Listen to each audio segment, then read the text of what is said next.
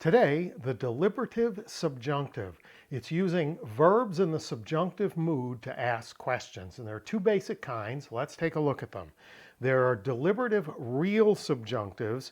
This asks a genuine question that expects an actual answer. And then there are deliberative rhetorical subjunctives that expect no answer because it's not a real question. It's like a veiled statement. For the deliberative real subjunctive, an English example would be, what time might we have supper? So I'm genuinely inquiring as to when we might eat supper. An example of the deliberative rhetorical subjunctive would be, might we ever eat supper? Right? I'm making a statement about my dissatisfaction with the lack of supper. I'm not really asking a question. So we're going to look at two examples of each. First up, two deliberative real subjunctives. The first is from Mark chapter 12, verse 14 from the ESV, and then we're going to look at part of the verse in Koine beneath it.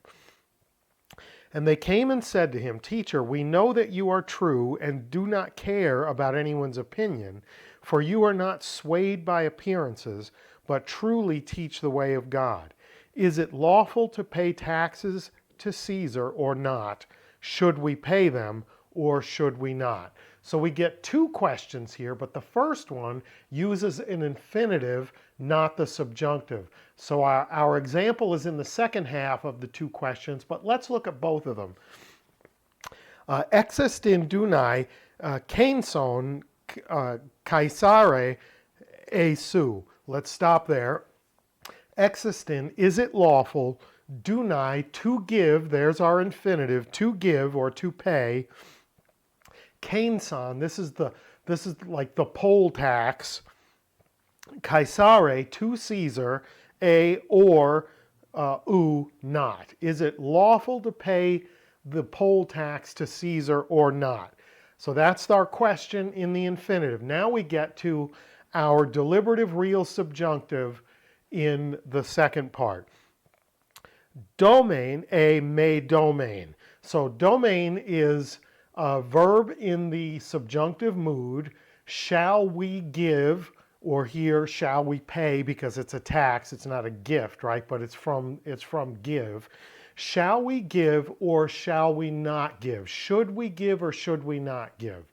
And so there's our question. It expects a real answer. They want Jesus to give a real answer. Should we pay this tax or should we not pay this tax?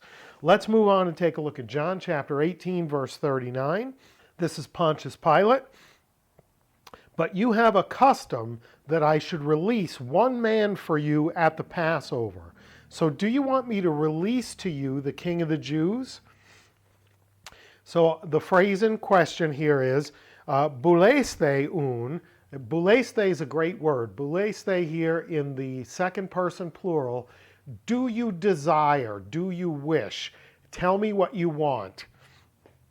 Bouleste un. Do you desire then, apoluso, that I should release, humin, to you, ton basileia, the king, ton Iudaion of the Jews.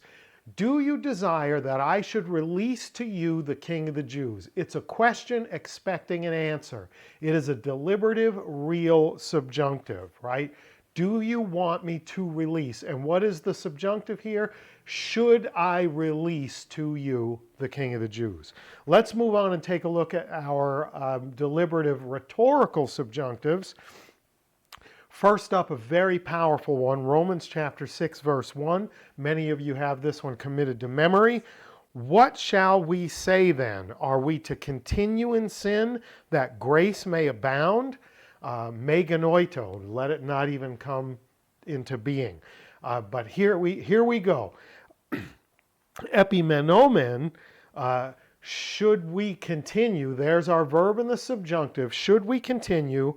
Te hamartia, in sin, hina, in order that or so that, he charis, grace, pleonese, should or might increase or abound. So it's a veiled statement. It's not a question. Paul does not expect his readers to answer. Obviously not, right? This is a statement about behavior. We surely should not remain or continue or abide in sin for the sake of grace having an opportunity to be more abundant. Obviously not. Deliberative, rhetorical, subjunctive. Let's look at one more. This is Matthew 23:33. You serpents, you brood of vipers, how are you to escape being sentenced to hell? And here we have just a little nugget from it, pos fugete. Pos fugete. How should you escape? It's a veiled statement. You can't escape. Why? Because you're serpents. You're a brood of vipers.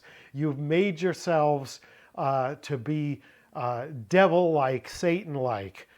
You've done terrible things, and there's no reason for you to expect that you can escape from being sentenced to hell. Pos fugete. How can you escape? It's a veiled statement. It's a question, not expecting an answer. So there you have it. Deliberative subjunctives. The deliberative real subjunctive asks a genuine question in expectation of an answer.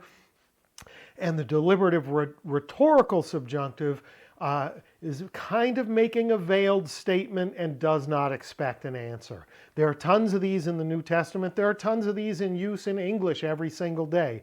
Look around for them. You'll probably use one or two of these yourself today. And bask in the glory of grammar. Thanks for watching. Please like, share, subscribe, tell a friend, leave me some feedback in the comments. And until next time, Charis Kai Reine Humin, grace and peace to you.